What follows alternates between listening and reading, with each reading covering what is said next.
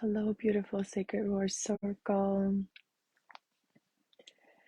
Coming to you today with my cats. I'll show you him. Pan. There we go. Oh, there we go. He's just chilling. He's chilling with me. Come here. Come here, boy. Come on. Maybe he will. Maybe he'll chill with me like this. He likes it. He's a big boy.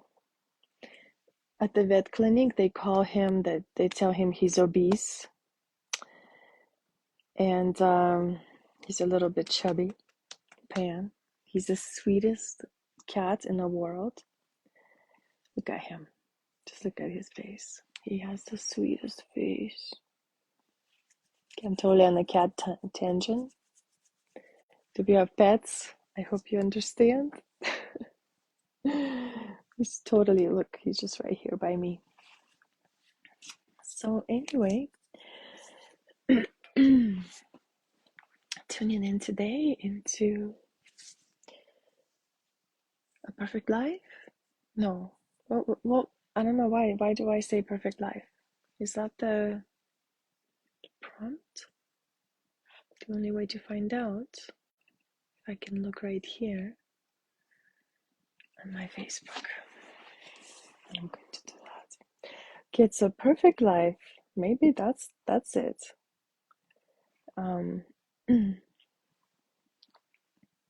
What would be your perfect life?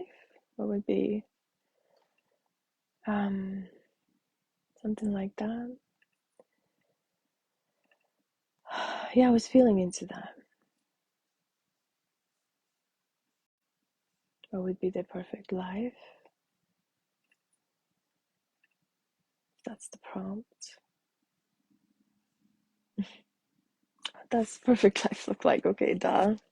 I already knew that. Just need to trust my own intuition. So I feel like the perfect life for me would be to live in service, to live with purpose, to have a purpose, to be free, to do what I want to do with that, with my purpose, with realizing who I am, what I'm here to do, how I'm here to serve. Perfect life would be to actually also physically to live in like a community, in a community of like-minded people. Okay, my hair. Oh well, it's a full moon after all. So, a perfect life would be to actually to have a community, to nurture, to also receive, to be with family, to be surrounded by loved ones, soul tribe. And I feel like it's happening already, right? I feel like this space here, the Sacred War Circle, is that multidimensional connection, because we're not in person together. We are sharing through technology, through sacred technology. Sacred technology. You know, my beautiful sister Sky from Temple Body Arts, she calls social media a digital altar. A digital altar. So if your social media, anything you put out, anything you put on it, is like something you would put on your altar, something that's sacred, right? And then obviously you're not also going to allow anyone who's going to uh, dishonor and desecrate um, the altar by any means. You're not going to allow that either. You're going to build some healthy boundaries and create um, a sacred space around your altar, right? Around your social media. So, yeah, we are living already in the future. This is future. Because I remember as a child, um, there was a movie about future, and in that movie, they could talk to each other and they could look at the wall, and then they had like a big picture of whoever's talking back to them. I was a child back in the Soviet Union, and that was like shocking, futuristic. And now we are doing that. We are living in the future that we saw. We saw the future was actually shown to us when we were children through movies, and we're living in them now. So imagine the future that we see now coming true in a couple of decades, just a couple of decades. So anyway, a perfect life would be a multi-dimensional life full of magic,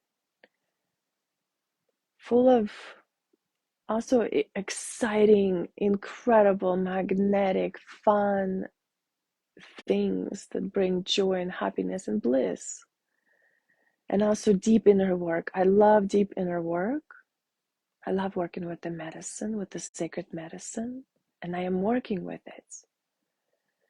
I'm going to be sitting with the grandmother medicine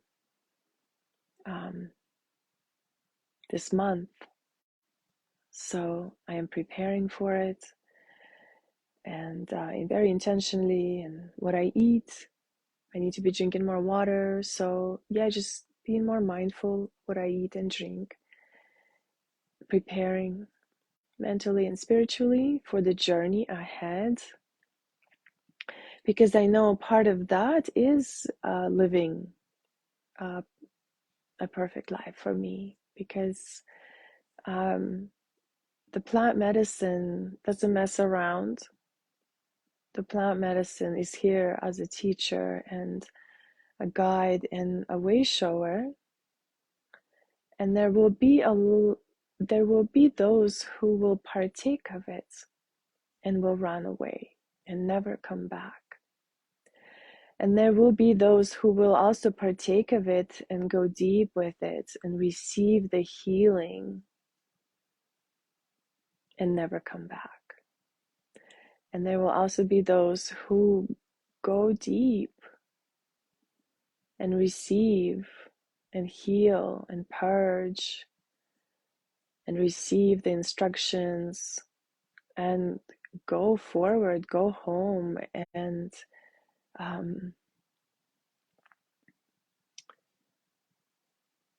fulfill those instructions and follow and obey the plants, obey the plants, obey the earth, obey the indigenous traditions in medicine. That's what it's about. To listen, to receive, and return with what is next after you have completed. And sometimes you don't even need to understand what you're doing. You are just simply following the promptings, and you trust in the medicine because you understand along the way your life is better. Your life is actually better. You're wiser. You're more integrated. You're less stressed out or less triggered. You're more at peace. You're able to find your way even through the hardest times. And there's still something inside here that is longing, right? Is seeking, is searching for something that can only be found within. And so we know that, and it is an inner journey. It becomes an inner journey of this perfect life, discovering who you are constantly, remembering who you are constantly. You become your practices, you become who you are, who you were always meant to be.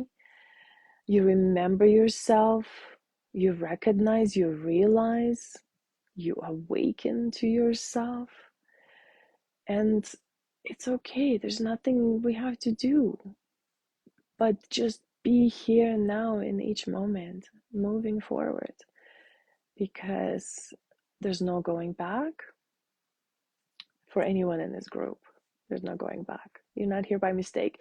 Even if some people never, ever contribute to this group, I truly believe in this digital altar sacred technology realm, space, wherever it exists, however we transmit ourselves through the screen to each other, and yet we can feel each other, we can connect to the stories, we can relate and resonate. How is that all happening? That's kind of magical. That doesn't make any sense.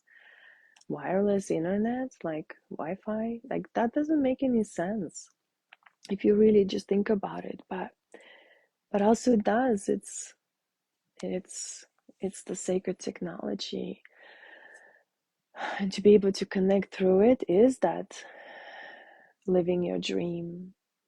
I had a beautiful call today with a beautiful woman, and we connected deeply, and it was so beautiful to not to connect this way and not be in the same room.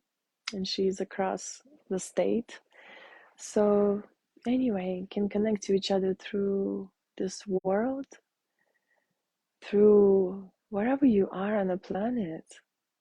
We connect to this quantum field, to the unified field, through the energy. It's incredible. It's a gift, it's a blessing, and we all get to experience. And I feel like part of my perfect life is also teaching about this and making people realize that yes, the sacred technology is here, and it gets to work with our own sacred technology, our own teachings that are sacred, our wisdom.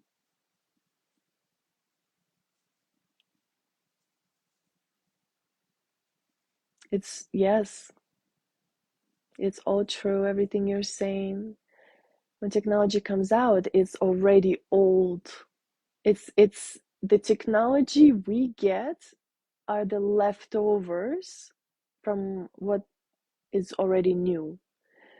It's like we get the leftovers and we don't even know what new is out. Yes, it's so true. It's incredible.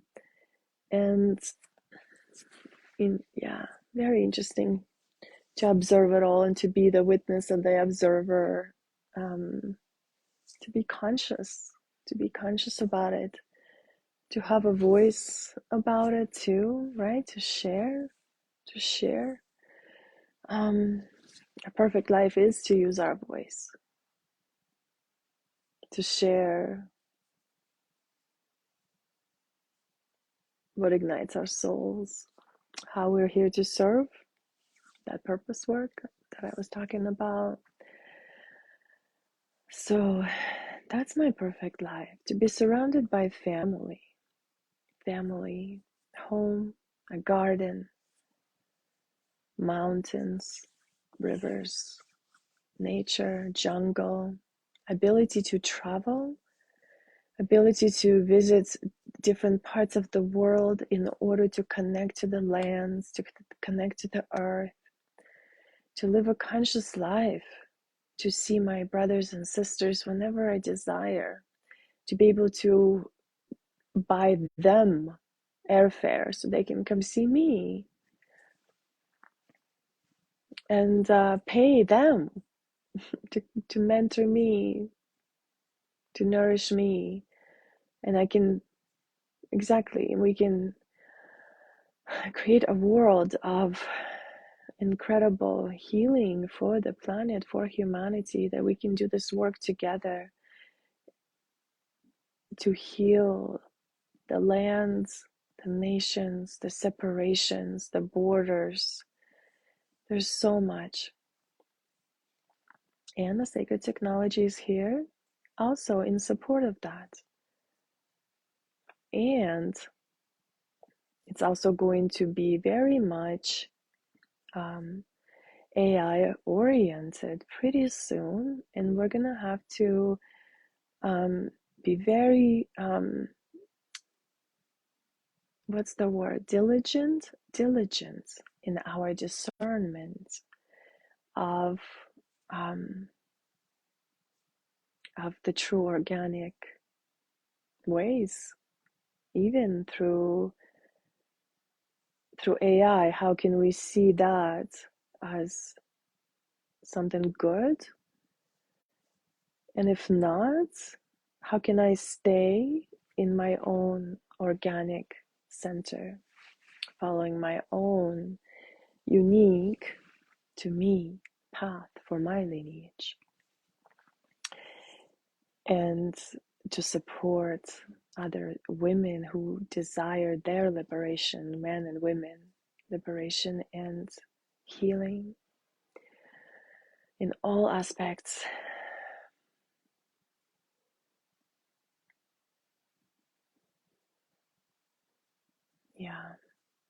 Yeah, I lived there before it fell. I was born and raised, and it was like living in the movie when I look back. And I think all of our stories are pretty interesting and intense, because the way we are who we are. All right. Thank you so much, Lauren, for being here. Yeah, Soviet Union is an interesting place. Definitely holds something for me. I haven't been there since 2015. 8 years. 8 years. So it's, yeah, a lot of people did like it. My grandparents liked it. They were architects, they were travelers. They didn't stay home. I understand. They couldn't take care of me because they were traveling architects, creating building structures for the Soviet Union. And my great grandma was too old. Yeah. So whenever I went there back, I would experience like this really deep emotional pain inside, unconscious. If it happened to me now, I would so consciously let that pain move through, because I didn't do that. I suppressed it. I didn't allow myself to cry, and if I did, I would because it was almost like impossible not to cry. It was so interesting.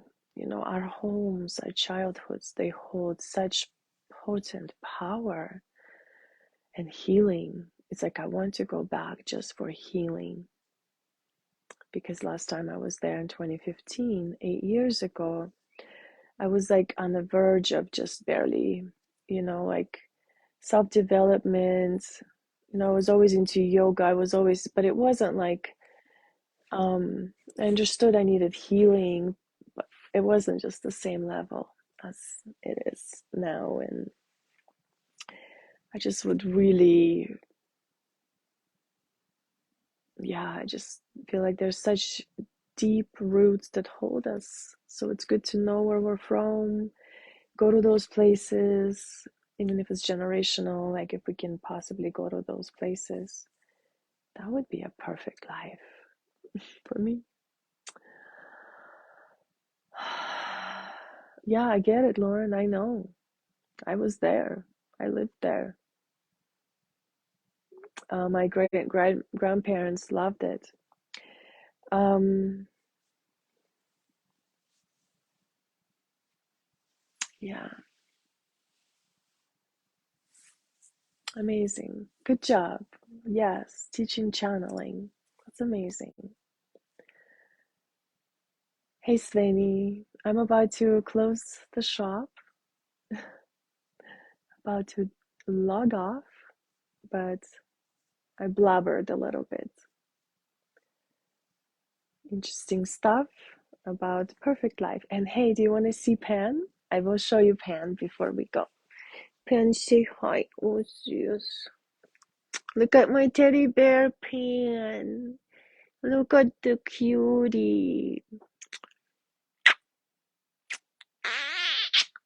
He's my tiger. He's my lion. He's my dragon. He's my horsey.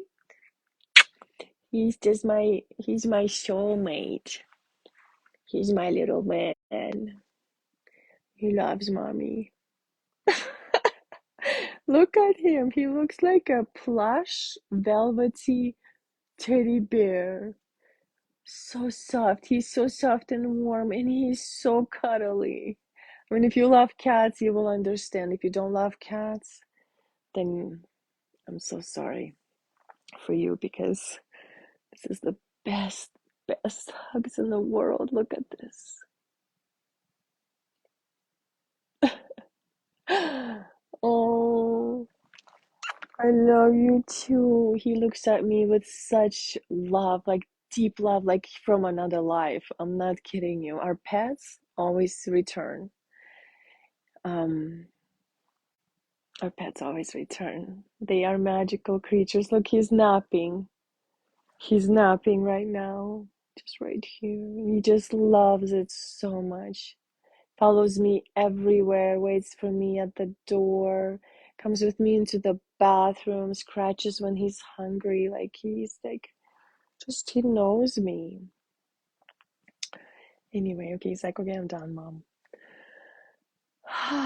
But yet he's just sitting here still.